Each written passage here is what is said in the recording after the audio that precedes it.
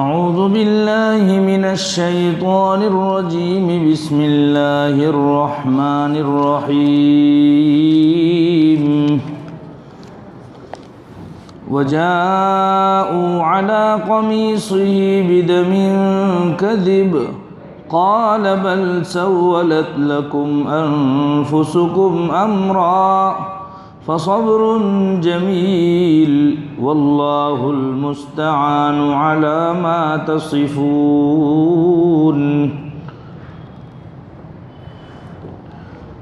اور وہ یوسف کی قمیص پر جھوٹ موٹ کا خون بھی لگا کر لے آئے۔ ان کے والد نے کہا حقیقت یہ نہیں ہے بلکہ تمہارے دلوں نے اپنی طرف سے ایک بات بنا لی ہے، اب تو میرے لیے صبر ہی بہتر ہے، اور جو باتیں تم بنا رہے ہو ان پر اللہ ہی کی مدد درکار ہے۔ وجاءت سيارة فأرسلوا واردهم فأدلى دلوه قال يا بشرى هذا غلام وأسروه بضاعة والله عليم بما يعملون۔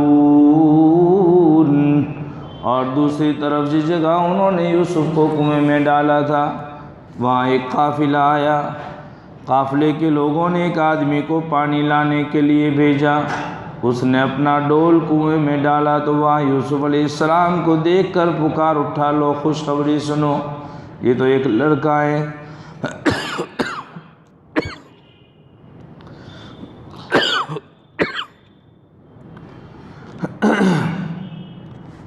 اور قافلے والوں نے انہیں ایک تجارت کا مال سمجھ کر چھپا لیا، اور جو کچھ وہ کر رہے تھے اللہ کو اس کا پورا علم تھا۔ وَشَرَوْهُ بِثَمَنٍ بَخْسٍ دَرَاهِمَ مَعْدُودَةٍ وَكَانُوا فِيهِ مِنَ الزَّاهِدِينَ۔ اور پھر انہوں نے یوسف کو بہت کم قیمت میں بیچ دیا جو گنتی کے چند درہموں کی شکل میں تھی، اور انہیں یوسف سے کوئی دلچسپی نہیں تھی۔ وقال الذي اشتراه من مصر لامرأته أكرمي مثواه عسى أن ينفعنا أو نتخذه ولدا وكذلك مكنا ليوسف في الأرض ولنعلمه من تأويل الأحاديث والله غالب على أمره ولكن أكثر الناس لا يعلمون۔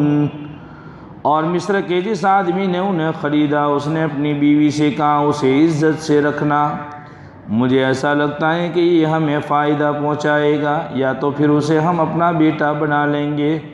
اس طرح ہم نے اس سرزمین میں یوسف کے قدم جمائے تاکہ انہیں باتوں کا صحیح مطلب نکالنا سکھائیں، اور اللہ کو اپنے کام پر پورا قابو حاصل ہے، لیکن بہت سے لوگ نہیں جانتے۔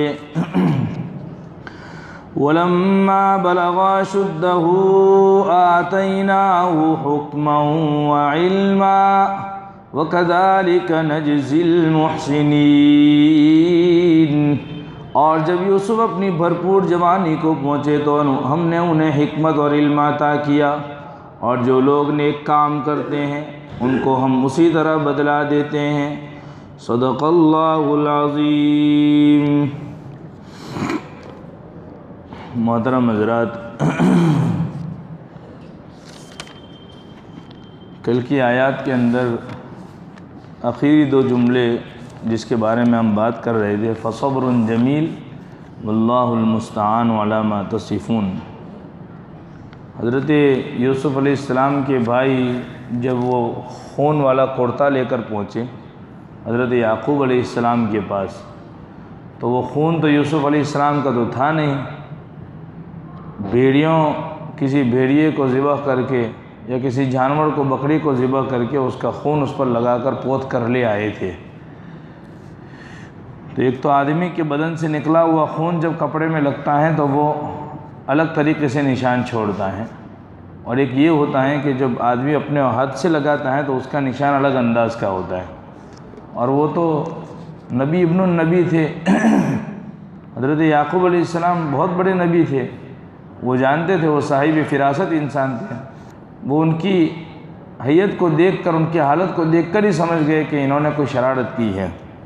بہرحال حضرت یعقوب علیہ السلام چونکہ نبی تھے اس لیے سمجھ گئے کہ اللہ کی طرف سے یہ آزمائش اور امتحان ہے، انبیاء کے لیے ہوتا ہے ایسا۔ اللہ تبارک و تعالیٰ اپنے خاص بندوں کو اپنے خاص انداز سے جھنجھوڑتے ہیں تاکہ پتہ چلے کہ اللہ تبارک و تعالیٰ کے بندے کتنا یعنی اس میں کامیاب ہوتے ہیں۔ اللہ تعالیٰ توفیق بھی دیتے ہیں انہیں، چونکہ انبیاء کرام تو معصوم ہوتے ہیں اور ان سے جو غلطی کبھی ہوتی بھی ہے تو وہ اجتہادی غلطی کہلاتی ہے، اس پر کوئی پکڑ پکڑ نہیں ہوتی اللہ تعالیٰ کی طرف سے۔ حضرت یعقوب علیہ السلام نے فوراً کہا کہ میرے لیے صبر ہی بہتر ہے۔ آدمی جس سے جتنا قریب ہوتا ہے نا وہ اس کا امتحان اتنا ہی زیادہ ہوا کرتا ہے۔ حضرت بہلول رحمۃ اللہ علیہ بہت بڑے اللہ والے گزرے ہیں اور وہ دنیا سے زہد و قناعت کے ساتھ ایسی زندگی گزار رہے تھے کہ لوگ انہیں بہلول کہتے تھے۔ اصل میں تھے وہ بہلول نہیں، لیکن دنیا کے لوگوں نے انہیں بہلول سمجھ رکھا تھا۔ وہ بہت پہنچی ہوئی ہستی تھی، لوگ ان کا مذاق اڑاتے تھے چونکہ انہوں نے اپنا حلیہ ایسا بنا رکھا تھا، بالکل غریب الحال مفلوج الحال آدمی جیسا ہوتا ہے نا، ایسے کسی کا کوئی ٹھکانہ نہیں، زمین ان کا بستر، آسمان ان کا سایہ، ان کی چھت آسمان ہوا کرتی تھی، اس طریقے کا حال تھا انہیں۔ شبلی رحمۃ اللہ علیہ بہت بڑے آدمی تھے، وہ بھی اللہ والے گزرے ہیں، تو ان کا تعلق تھا، وہ دوست تھے دونوں۔ تو ایک مرتبہ کہیں سے گزر رہے تھے تو بچے پتھر مار رہے تھے اور دوسرے لوگ بھی، جوان لوگ بھی شرارتوں میں ان کے اوپر اپنا ہاتھ چلا رہے تھے۔ حضرت شبلی رحمۃ اللہ علیہ نے ان کے اوپر پھول پھینکا، گلاب کا، اپنی طرف سے پھول پھینکا تو رونے لگے۔ اتنی دیر سے پتھر مار رہے تھے لوگ تو نہیں رو رہے تھے، اور جب شبلی رحمۃ اللہ علیہ نے گلاب کا پھول پھینکا تو رونے لگے، پھول مارا تھا انہیں۔ شبلی رحمۃ اللہ علیہ گئے اور کہنے لگے کہ بہلول، لوگ اتنی دیر سے تمہیں پتھر مار رہے ہیں تو تم کچھ نہیں بول رہے ہو، تمہاری آنکھ سے آنسو نہیں گرے، میں نے تمہارے اوپر پھول پھینکا ہے تو تم رونے لگے۔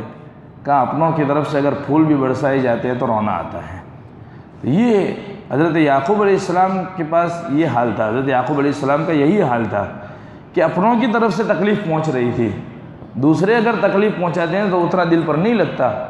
دوسروں کی اولادیں گھروں پر آ کر شرارت کر جاوے، گالیاں دے جاوے تو انسان کو اتنا نہیں لگتا جتنے اپنے اولاد کی گالیاں اثر کر دی ہے، یا اپنے اولاد کی دوسرے گالی بھی دیتے ہیں تو ماں باپ کو زیادہ دل پر نہیں لگتی ہے چوٹ، لیکن اپنی اولاد کی طرف سے اگر ہوں بھی ہو جائے تو ماں باپ کو دل پر چوٹ لگ جاتی ہے کہ میرا اپنا خون ہو کر جس کے پیچھے میں نے اپنی جوانی کھپائی ہے وہ مجھے آنکھ دکھا رہے ہیں آج۔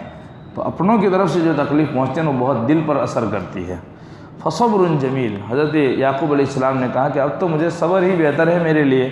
جب مصیبت کو برداشت کرنے میں انسان جزا فضا نہ کرے، اس میں رونا اور زبان سے شکوہ وغیرہ نہ ہو اللہ تعالیٰ کی طرف، تو اس مصیبت کو اللہ اچھے انداز سے صبر برداشت کر لیتا ہے تو اسے صبر جمیل کہا جاتا ہے۔ اللہ کی طرف سے مدد بھی آتی ہے۔ جہاں یعقوب علیہ السلام نے یہ کہا کہ اب میرے لیے صبر ہی بہتر ہے، فوراً اللہ تعالیٰ نے ان کی زبان پر یہ جاری فرما دیے کلمات واللہ المستعان، اور اس صبر میں اللہ ہی کی مدد درکار ہے۔ بہت سارے صبر کے واقعات ایسے ہیں دنیا کے اندر، ایسے واقعات ہوئے ہیں تاریخ نے جنہیں نقل کیا ہے کہ صبر کا پھل ہمیشہ جو ہوتا ہے وہ میٹھا ہی ہوا کرتا ہے، صبر کا پھل میٹھا ہی ہوا کرتا ہے۔ جو بندہ صبر کرے گا اس کے لیے بشارتیں بھی دی گئی ہے۔ حدیث قرآن کریم میں اللہ تعالیٰ نے کہا انما یوفی الصابرون اجرہم بغیر حساب، جو صبر کرنے والے لوگ ہیں نا اللہ تعالیٰ ان کے اجر کو بغیر حساب کے پورا عطا کر دیں گے۔ اور کہتے ہیں کہ یہ بھی ہیں کہ صبر کا پھل میٹھا ہوتا ہے، صبر کا پھل جنت ہے۔ اللہ تبارک و تعالیٰ نے بنائی ہے جنت ہمارے صابرین کے لیے بنائی ہے، مستقل دروازہ بنایا ان کے لیے۔ تو اللہ تعالیٰ کی طرف سے صبر کرنے والوں کے اوپر چاہے تکلیف دنیا میں رہتی ہے اور اس کا بدلہ دنیا میں ہی مل جاتا ہے، اگر دنیا میں نہیں ملا ہے تو آخرت میں تو ضرور ملنے والا ہے۔ ایک عورت کا واقعہ لکھا ہے صبر کے اوپر۔ ایک عورت کو حرم کے اندر طواف کرتے ہوئے دیکھا گیا اور طواف کرتے ہوئے یہ کہہ رہی تھی کہ اللہ میں اس حال میں بھی آپ سے راضی ہوں، یہ جملہ بول رہی تھی، یا اللہ اس حال میں بھی میں آپ سے راضی ہوں۔ تو ایک بزرگ نے پیچھے سے پوچھا کیا ہوا اللہ کی بندی، تمہیں ہوا کیا ہے کہ تم یہ بار بار کہہ رہے ہو کہ اللہ اس حال میں بھی میں آپ سے راضی ہوں؟ تو کہنے لگی کہ اچھا سننا چاہتے ہو میری داستان؟ یہی واقعہ حضرت شیخ رحمۃ اللہ نے بیان کیا ہے۔ تو حضرت شیخ رحمۃ اللہ نے اس انداز سے بیان کیا کہ ایک عورت طواف کر رہی تھی اور بہت خوبصورت چہرہ، ایک دم لالی اور اللہ تبارک و تعالیٰ نے ایسی تر و تازہ یعنی باڈی دی تھی اس عورت کو کہ جیسے زندگی کے اندر تمام نعمتیں اس کو ملی ہوئی ہے، کسی قسم کا دکھ ہی نہ ہو اس کو۔ ایک بزرگ نے پیچھے سے کہا کہ یا اللہ تو نے اس عورت کو کتنی نعمت، کتنی حشاش بشاش اور کتنی پرسکون انداز میں تیرے گھر کا طواف کر رہی ہے، تیرا طواف کر رہی ہے، یا اللہ کتنی نعمتوں کے ساتھ اس کو ناز و نعمت میں رکھا ہوا ہے کہ اس کے بدن کے اوپر ذرہ برابر شکن نہیں ہے۔ تو اس عورت نے جب یہ بات سن لی تو کہا او اللہ والے تو میرے دکھوں کو کہاں جانتا ہے، میرے دکھ اگر پہاڑ پڑا تو پہاڑ ٹوٹ جاوے، اپنے جگہ سے پہاڑ ہل جائے۔ کہا ہوا کیا ہے تیرے ساتھ، تیرے چہرے سے تو ایسا ظاہر نہیں ہوتا کہ تیرے ساتھ دکھ ہیں۔ کہنے لگے اچھا سننا چاہتے ہو تو اب دونوں واقعی ایک ہی جیسے ہیں۔ کہا میرا ایک بیٹا تھا، سننا ہی چاہتے ہو تو سن لو۔ میرے دو بیٹے، 3 بیٹے تھے میرے، 2 بیٹے میرے بقرعید کے موقع پر اپنے باپ کو بکری کا بچہ ذبح کرتے ہوئے انہوں نے دیکھا۔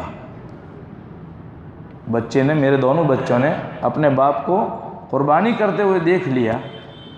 چند دنوں کے بعد وہی چھری ایک کونے میں پڑی ہوئی تھی تو وہ بچہ، بڑا بچہ چھوٹے بچے کو کہہ رہا ہے اچھا ادھر آ جا، میں تجھے دکھاتا ہوں کہ ابا نے بکری کیسے ذبح کی تھی۔ اس نے اپنے بھائی کو لٹایا اور گردن پر چھری چلا دی تو اس کا گلا کٹ گیا۔ اب جب خون بہنے لگا تو وہ بہت ڈر گیا، ڈر کے مارے وہ کہیں چھپ گیا، ڈر کے مارے گھر میں ہی کہیں چھپ گیا، لکڑیاں رکھی ہوئی تھی بہت زیادہ، اس کے پیچھے چھپ گیا۔ ماں کہہ رہی ہے کہ میں نے اس بچے کو جس کا گلا کٹ چکا تھا، اس کا خون ٹھنڈا پڑ چکا تھا، میں نے اس کو اٹھا کر چارپائی پر رکھا اور وہ بڑے بیٹے کو تلاش کرنے لگی کہ بڑا بیٹا کہاں چلا گیا۔ تو اس کو تلاش کیا تو وہ ملا کہاں پر، لکڑیوں کے پیچھے، لیکن اس لکڑیوں کے اندر ایک سانپ تھا، اس نے اس کو فوراً ڈس لیا تھا تو وہ بھی وہیں پر مردہ پڑا تھا۔ میں نے اپنے ہاتھ سے اس دوسرے بچے کو اٹھایا اور چارپائی پر رکھا۔ اتنے میں مجھے تیسرے بچے کا خیال آیا کہ میں جب ہنڈیا میری پک رہی تھی تو میرا چھوٹا بچہ، میں روٹی پکا رہی تھی تنور کے پاس، میرا چھوٹا بچہ بھی تھا، تو اس چیخ و چلاہٹ کے درمیان وہ بچہ بھی اٹھ گیا تھا، پتہ نہیں اس کا کیا حال ہے۔ تو وہ بچہ لڑکتا ہوا تنور میں گر کر جل کر کوئلہ بن چکا تھا۔ تیسرے بچے کو میں نے اٹھا کر دیکھا، چارپائی پر رکھا۔ اس کے بعد اپنے شوہر کو، چونکہ میں نے آواز لگائی تھی کہ دیکھو بچوں نے اس طرح کیا ہے، تو وہ شوہر یہ سوچ کر کہ بڑا بچہ کہیں جنگل ونگل میں نہ بھاگ جائے، کوئی شیر وغیرہ بھیڑیا وغیرہ نہ کھا جائے، تو میرا شوہر اس کو تلاش کرنے گیا۔ تو تینوں بچوں کا تو یہ حال تھا، انہیں پتہ نہیں تھا کہ لکڑیوں کے پیچھے چھپا ہوا ہے اور سانپ نے کاٹ لیا، وہ اس سوچ میں بھاگ گیا، تو وہ شوہر تلاش کرنے گئے تھے۔ تو وہ جنگلوں کی ہواؤں نے اور ریتیلے میدانوں کی ریت نے، گرم ریت نے، لوؤں نے ان کا ہاڑ پنجر بنا کر اس کو بھی موت کے حوالے کر دیا تھا میرے شوہر کو۔ اتنے سارے غموں کے ساتھ میں یہاں پر اللہ کے دربار میں حاضر ہو کر کہتی ہوں اللہ میں آپ سے اس حال میں بھی راضی ہوں۔ ہمارے اوپر تھوڑے ایسے حالات آتے ہیں ہم ٹوٹ جاتے ہیں، گھر میں معمولی تکلیف آتی ہے ہم ٹوٹ جاتے ہیں، کوئی بیمار پڑتا ہے ٹوٹ جاتے ہیں، ایک میت ہو جاتی ہے تو چند دنوں تک آدمی بھان بھول جاتا ہے، بہت محبت کرنے والی ماں چلی جاتی ہے تو انسان اپنے یعنی ہوش و حواس کھو بیٹھتا ہے، باپ چلا جاتا ہے تو انسان ہوش و حواس کھو بیٹھتا ہے۔ اس عورت پر اللہ تعالیٰ کی طرف سے کیا گزری، اس سے بھی زبردست ایک واقعہ حضرت ابو قلابہ رضی اللہ تعالیٰ عنہ، حضرت ابو قلابہ رضی اللہ تعالیٰ عنہ کا صبر کا واقعہ سنیے۔ امام اوزاعی رحمۃ اللہ علیہ فرماتے ہیں کہ میں سفر پر نکلا، مجھے ایک جگہ ویرانے میں ایک بندہ نظر آیا پڑا ہوا، جس کے ہاتھ پاؤں دونوں فالج زدہ تھے، فالج زدہ یعنی لقوے کا اثر تھا، آنکھیں بھی نہیں تھی، نابینا تھے، صرف زبان سلامت تھی، اور زبان کی سلامتی کے ساتھ وہ کہہ میں نے انہیں دیکھا، امام اوزاعی فرماتے ہیں میں نے انہیں دیکھا کہ وہ بھی اپنی زبان سے اللہ کی حمد بیان کر رہے تھے، صرف زبان سلامت تھی پوری باڈی کے اندر، اس دوران وہ اپنی زبان سے اللہ کی تعریف بیان کر رہے تھے۔ اللہم اوزعنی ان احمدک حمدا، اے اللہ تو مجھے توفیق دے کہ میں تیری حمد بیانی کروں، تیری تعریف بیان کروں۔ تو یہ سن کر مجھے بڑا تعجب ہوا کہ اس آدمی کے پاس ہاتھ نہیں ہے، پاؤں نہیں ہے، آنکھیں بھی کام نہیں کرتی، ویرانے میں کھانے پینے کا کوئی انتظام نہیں ہے اس کے پاس، اور یہ اس وقت بھی اللہ کی حمد کی توفیق مانگ رہا ہے۔ تو میں نے اس سے پوچھا، حضرت فرماتے ہیں امام اوزاعی رحمۃ اللہ، میں نے اس سے پوچھا کہ آپ کے پاس ہیں کیا، آپ کی باڈی میں ہیں کیا کہ آپ اور مانگ رہے ہیں؟ تو انہوں نے بہت اچھا جواب دیا، عربی کے الفاظ ہیں ما ترى ما صنع ربی واللہ لو ارسل السماء علی نارا فاحرقتنی وامر الجبال فدمرتنی وأمر البحار فأغرقتني وأمر الأرض فبلعتني ما ازددت لربي إلا شكرا لما أنعم علي من لساني هذا۔ یہ عربی کے الفاظ ہیں۔ کہنے لگے کیا تم نہیں جانتے میرے پروردگار کا مجھ پر کتنا احسان ہے؟ وہ کہنے لگے کیا تم نہیں جانتے کہ میرے پروردگار کا مجھ پر کتنا فضل ہے؟ اللہ کی قسم وہ آسمان کو حکم دیتا تو آگ مجھے جلا کر راکھ کر دیتی۔ اس نے بھی میری زبان سلامت رکھی ہے۔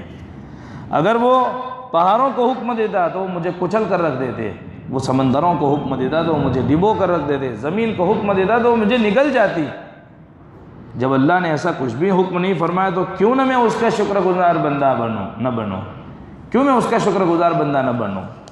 اللہ نے میری زبان کو سلامت رکھا ہوا ہے، مجھ پر بہت بڑی نعمت ہے۔ پھر میں نے اس سے کہا، حضرت فرماتے ہیں میں نے اس سے کہا کہ اچھا کوئی حاجت ہے، کوئی ضرورت ہے؟ اگر آپ پوری کر سکے تو کوئی ضرورت آپ کی؟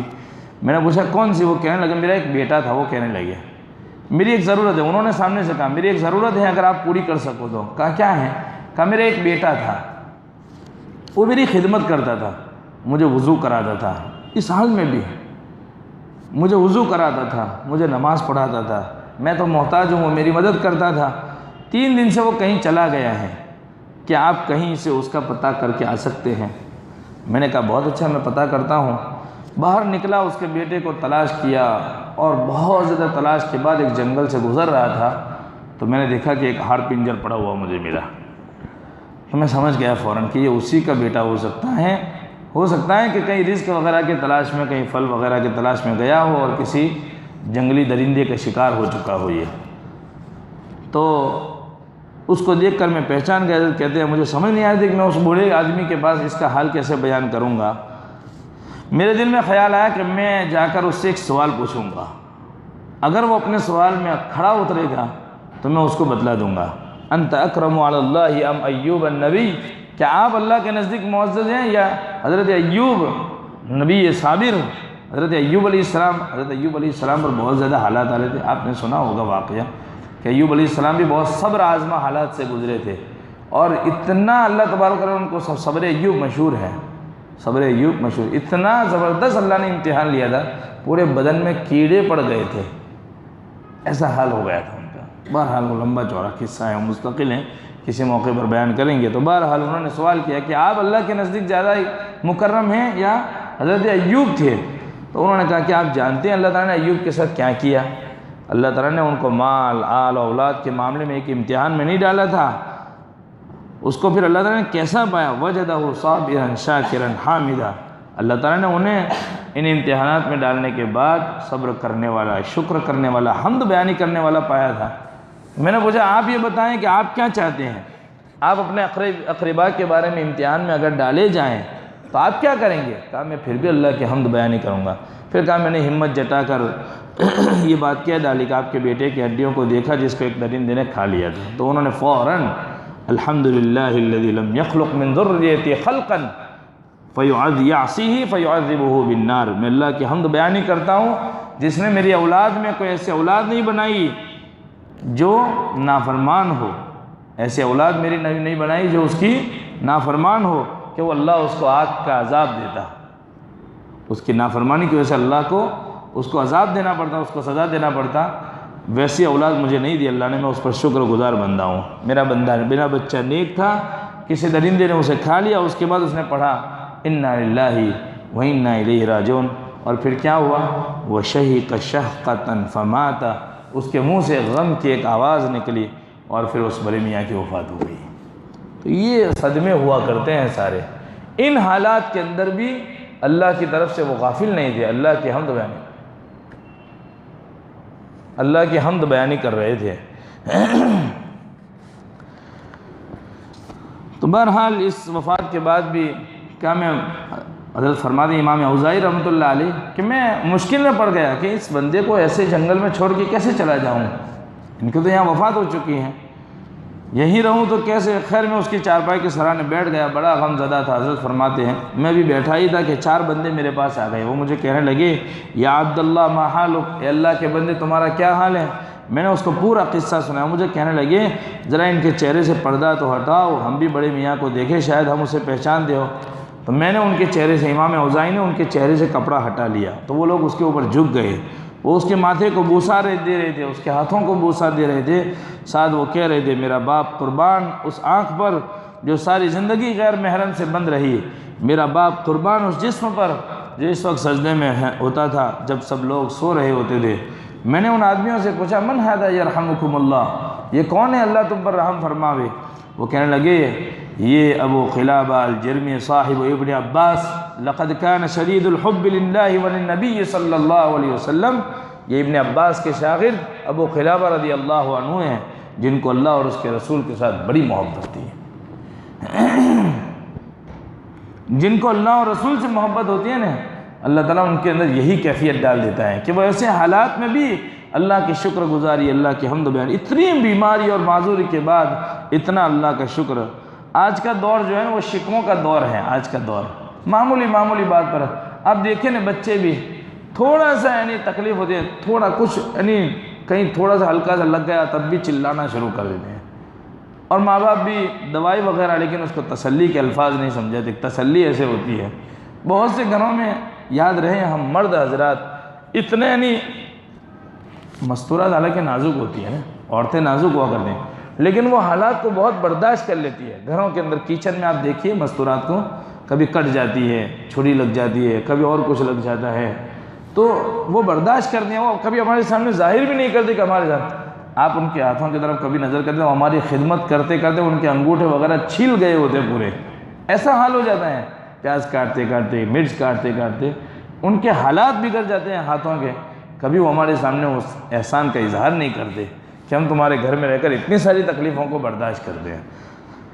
اور ہمارا حال یہ ہوتا ہے کہ کہیں معمولی سے خرچ لگ جاتی ہے نا تو چلانا شروع کر دیتے ہیں، تھوڑا سا سر میں درد ہوا تو بستر پکڑ لیتے ہیں، پیٹ میں تھوڑا سا درد ہوا بستر پکڑ لیتے ہیں، اور ان کا حال یہ ہوتا ہے آپ دیکھیے عورت کے ساتھ خیر اللہ تبارک و تعالیٰ کی طرف سے یہ لگا ہوا ہے ہر ماہ کا، ورنہ جو ان کے جو یعنی حیض کے ایام ہوتے ہیں، ماسک کے ایام، ان ایام سے پہلے یعنی شروع ہوتا ہے، جب ان کا درد شروع ہوتا ہے تو وہ اللہ کی بندی ہی جانتی ہے کہ وہ درد کیسا ہوتا ہے۔ بچہ جننے کا جو درد ہوتا ہے وہ اللہ کی بندی ہی جانتی ہے، کبھی کبھی تو وہ بندیاں اللہ کی اپنی جان چھوڑ دیتی ہیں اس بچے کو جننے میں، تو وہ سارے درد جو ہوتے ہیں نا وہ وہی برداشت کر لیتی ہیں۔ اللہ نے ان کے اندر وہ طاقت رکھی ہے صبر و تحمل کی، چاہے وہ نازک بدن ہے، عورت کو اللہ نے نازک بنایا ہے لیکن ان کے اندر صبر و تحمل کا مادہ زیادہ رکھا ہے، وہ بہت سارے کروے گھونٹ ہمارے پی لیا کرتی ہیں صرف اور صرف اس لیے کہ میرا جو میاں ہیں یا ہمارے گھر کے جو افراد ہیں وہ اللہ کے نزدیک خود اللہ کے کئی نافرمان نہ بن جائیں۔ تو بہرحال آج کے دوروں کے اندر جو ہے نا چھوٹی چھوٹی باتوں میں ایسے ایسے کلمات نکل جاتے ہیں کہ کفریہ کلمات بن جاتے ہیں۔ ایک صاحب مجھے ملے، نعوذ باللہ انہوں نے بہت خطرناک جملے کہے تھے، حالات میں مبتلا تھے بیچارے، تکلیفوں کے مارے ہوئے تھے، خیر انہوں نے توبہ بھی کی، میں نے ان کو سمجھایا تھا، انہوں نے کہا کہ پتہ نہیں اللہ تعالیٰ کو میں ہی دکھ رہا ہوں، نعوذ باللہ کے حالات میرے اوپر آتے ہیں، نعوذ باللہ ایسی باتیں۔ تو یہ جملے جو ہیں بہت خطرناک ہوتے ہیں، ایمان سے ہاتھ دھو بیٹھتا ہے، نکاح ٹوٹ جاتا ہے ایسے جملوں سے، نکاح دہرانا پڑتا ہے ایسے جملوں سے۔ تو سنبھل کے انسان کو ہمیشہ سنبھل کے اپنی زبان کو چلانا چاہیے۔ زبان جو ہے نا وہ بغیر ہڈی کی ہے، وہ کبھی بھی چل پڑتی ہے۔ واللہ المستعان ولا ما تصفون، صبر کا مسئلہ تھا اس لیے میں نے بیان کر دیا۔ مدد اللہ ہی، مددگار تو اللہ ہی ہے، کوئی دوسرا مدد نہیں کرتا۔ جب بندے کو کوئی پریشانی اور مصیبت لاحق ہوتی ہے تو اس کو چاہیے کہ وہ اس مصیبت میں مخلوق کے پیچھے نہ بھاگے، یعنی مخلوق کے پیچھے بھاگنے کے بجائے اللہ کے پیچھے بھاگنا چاہیے، اللہ سے رجوع کرے۔ اس وقت یہ سوچے کہ میرے لیے اللہ ہی کافی ہے۔ اللہ تعالیٰ نے خود فرمایا الیس اللہ بکاف عبدہ، کہ اللہ اپنے بندے کو کافی نہیں ہے۔ اور نبی اکرم صلی اللہ علیہ وسلم نے فرمایا اذا استعنت فاستعن باللہ، جب تم مدد چاہو تو کس سے چاہو؟ اللہ ہی سے مدد چاہو۔ اس لیے ہم کو پریکٹس کروائی، چاہے کوئی بھی نماز ہو ہماری، چاہے نوافل ہو، واجب ہو، فرض ہو، عید کی ہو، یا صلاۃ الکسوف ہو، خسوف ہو، استسقاء ہو، توبہ کی ہو، شکرانے کی ہو، جتنی بھی صلاۃ الحاجت ہو، استخارے کی ہو، کوئی بھی نماز پڑھو سورہ فاتحہ لازم ہے۔ سورہ فاتحہ تو پڑھنی ہی پڑے گی، اور اس میں اللہ تبارک و تعالیٰ کہتے ہیں ایاک نعبد و ایاک نستعین۔ اللہ تعالیٰ نے خود ہماری زبان پر جملے جاری کروائے، تیری ہی عبادت کرتے ہیں اور تجھ سے ہی مدد چاہتے ہیں، کرتے ہیں، کرتے رہیں گے۔ یہ جو جملے ہیں نا عربی میں ہوتا ہے فعل مضارع، اس کا خاصہ یہ ہوتا ہے کہ وہ حال کو بھی بیان کرتا ہے اور مستقبل کو بھی بیان کرتا ہے۔ اللہ تعالیٰ نے یہاں جو جملے استعمال کیے ایاک نعبد و ایاک نستعین، تیری ہی عبادت کرتے ہیں اور کرتے رہیں گے، تجھ سے ہی مدد چاہتے ہیں اور چاہتے رہیں گے، یہ اللہ سے وعدہ کرتے ہیں ہم، تو ہمیں اپنے تمام مسائل میں اللہ ہی کی طرف رجوع کرنا چاہیے۔ آگے کی آیات جو تھی آج آپ نے پڑھی تھی، وَجَاءَ سَيَّارَةٌ فَأَرْسَلُوا وَارِدَهُمْ فَأَدْلَىٰ دَلْوَهُ قَالَ يَا بُشْرَىٰ هَٰذَا غُلَامٌ وَأَسَرُّوهُ بِضَاعَةً وَاللَّهُ عَلِيمٌ بِمَا يَعْمَلُونَ۔ جب حضرت یوسف علیہ السلام کے بھائی ان کو کنویں میں چھوڑ کے چلے گئے تو وہ تھوڑے دور جا کے دیکھ رہے تھے، ایک قافلہ آ رہا تھا، وہ دیکھ رہے تھے کہ کچھ غلط نہ ہو جائے۔ 3 دن تک حضرت یوسف علیہ السلام اس کنویں میں پڑے ہیں، 3 دن تک، اور ان 3 دنوں کے دوران ان کے کھانے پینے کا کیا نظم ہوتا تھا؟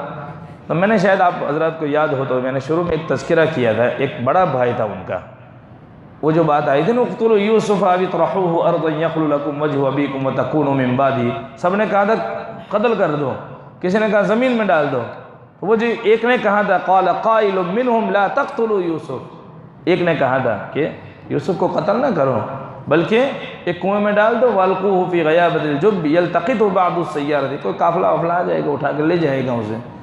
تو وہی بھائی یہودا جس کا نام میں نے اس وقت بتلایا تھا، وہی یہودا بھائی تینوں دن اپنے اس چھوٹے بھائی کو کھانا پہنچاتا تھا، دونوں وقت کا، وہی بھائی کھانا پہنچا دیا کرتا تھا، وہ کھا لیتے تھے ان بھائیوں سے چپکے سے۔ تو بہرحال یہ کنویں کے اندر بھی شب غم داستان ہے، اندر غم کی داستان ہے حضرت یوسف علیہ السلام کا، اندھیرا کنواں، جنگل کا وحشتناک ماحول، کیسے اللہ تبارک و تعالیٰ، جبرائیل امین تسلی کے لیے آیا کرتے تھے حضرت یوسف علیہ السلام کے پاس، جبرائیل امین تسلی کے لیے آیا کرتے تھے، کنویں کے اندر چھوٹے سے بچے کو ڈال دیں، ہمارا تو ایک کمرے میں اگر کبھی یعنی آگے بھی ہم آگے کے کمرے میں ہوتے ہیں، پیچھے کے کمرے میں بچہ چلا جاتا ہے، اندھیرا ہوتا ہے، روتا ہے تو ہمارا دل تل ملا اٹھتا ہے، حضرت یعقوب پر کیا گزری ہوگی جن کا بچہ ان کی آنکھوں سے ہمیشہ کے لیے غائب ہے۔ تو یہ حضرت یوسف علیہ السلام کے بھائی انہیں کنویں میں چھوڑ کر چلے گئے، اور رات کا اندھیرا پڑنے پر بہت غمزدہ ہوئے، اس کی وجہ یہ تھی کہ یوسف علیہ السلام اپنے بھائیوں کی جوانیوں کو دیکھ کر خوش ہوتے تھے کہ جس طرح میرے سر پر باپ کا سایہ ہے اسی طرح میرے سر پر بڑے بھائیوں کا بھی سایہ ہے، جبکہ آج ان کے بھائی اپنے ہی ان کے ساتھ بے وفائی کر رہے تھے۔ اپنوں سے جب تکلیف ہوتی ہے نا تو زیادہ درد ہوتا ہے، میں نے ابھی کہا نا، دیکھا جو تیر کھا کے کمی گاہ کی طرف، اپنے ہی دوستوں سے ملاقات ہو گئی، پیچھے سے ایک تیر آیا بدن پر لگا اور پیچھے مڑ کے دیکھا تو دوست ہی تھا جو تیر مارنے والا تھا، شاعر یوں کہہ رہا ہے، دیکھا جو تیر کھا کے کمین گاہ کی طرف، پیچھے جو مڑ کے دیکھا تو اپنے ہی دوستوں سے ملاقات ہو گئی۔ جب اپنوں سے صدمہ پہنچتا ہے تو زیادہ دکھ ہوتا ہے، اور کہتے ہیں منصور کو لوگوں نے پتھر مار دیے، حضرت بہلول کا واقعہ آ گیا، شبلی والا واقعہ جو میں نے آگے سنا دیا آپ حضرات کو، تو ان کو پھول مارا تھا، تو پھول لگنے پر شبلی نے پھول مارا تو وہ رو اٹھے، پکار اٹھے کہ پتھر کھا کے نہیں رویا تھا، پھول مارنے سے رو پڑا، کہا تو واقف تھا تو پھول بھی، جب تو میرے حال سے واقف تھا تو جب پھول مارنے کی کیا ضرورت تھی، چاہے لوگ پتھر مار رہے تھے تو میرے حالات سے واقف ہے تو مجھے پھول مارنے کی کیا ضرورت تھی تجھے۔ حضرت یوسف علیہ السلام کو بھی اپنے بھائیوں سے صدمہ پہنچا تو ان پر اس کا اثر بھی بہت ہوا۔ آپ ذرا سوچیں تو صحیح کہ چھوٹی سی عمر ہے، کنواں ہیں، اندھیرا ہے، تنہائی ہے، کتنی مایوسی ہوئی ہوگی ان کے، اور بھوک و پیاس کتنی ستا رہی ہوگی، وحشت کتنی ستا رہی ہوگی، دل کے اندر کتنا خوف ہوتا ہوگا۔ وہ مصر کے کنویں، مصر کے اور اس کے اطراف کے جو کنویں ہیں بہت گہرے کنویں ہوتے تھے، بہت گہرے کنویں، اور خشک کنویں ہوتے تھے، پانی والے نہیں، خشک کنویں ہوا کرتے تھے۔ ایسی صورت میں کسی کو مدد کے لیے پکارے تو قریب میں کوئی انسان بھی نہیں ہوگا۔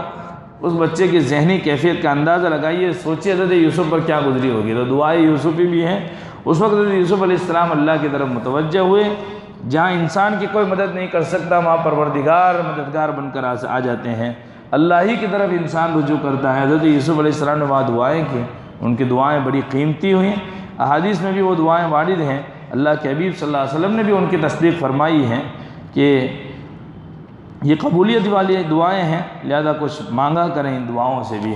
اور وہ کاروبار ہی اندھا کنواں بن جاتا ہے، نکلنے کا راستہ بھی نہیں ہے، گھر کے حالات ہوتے ہیں، تو ایسے معاملات میں ان دعاؤں کا اہتمام کرنا چاہیے۔ حضرت یعقوب علیہ السلام کے لیے بھی دعائیں کی، اپنے باپ کو یاد کر، اللہم انی اسألک بِاسْمِكَ الْمَكْنُونِ الْمَخْزُونِ يَا بَدِيعَ السَّمَاوَاتِ وَالْأَرْضِ يَا ذَا الْجَلَالِ وَالْإِكْرَامِ أَن تَغْفِرَ لِي وَتَرْحَمَنِي وَأَن تَجْعَلَ مِنْ أَمْرِي فَرَجًا وَمَخْرَجًا وَأَن تَرْزُقَنِي مِنْ حَيْثُ أَحْتَسِبُ وَمِنْ حَيْثُ لَا أَحْتَسِبُ۔ بہت بہترین دعائیں ہیں کہ اللہ میں ان سارے ناموں سے تجھے یاد کرتا ہوں جو تیرے خزانے میں ہیں، چھپے ہوئے ہیں۔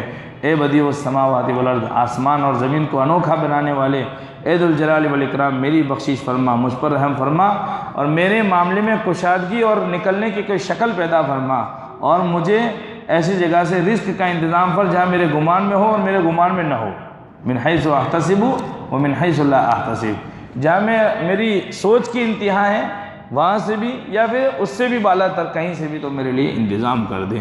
تو ان احادیث مبارکہ کے اندر حضرت یوسف علیہ السلام کے دعائیں بھی ہیں، ان دعاؤں کو مانگنا چاہیے اللہ تبارک و تعالی۔ اللہم یا کاشف کل کربہ ویا مجیب کل دعوہ ویا جابر کل کثیر ویا میسر کل عسیر، بہت اچھی دعائیں ہیں یہ ساری، ان دعاؤں کو مانگنا چاہیے۔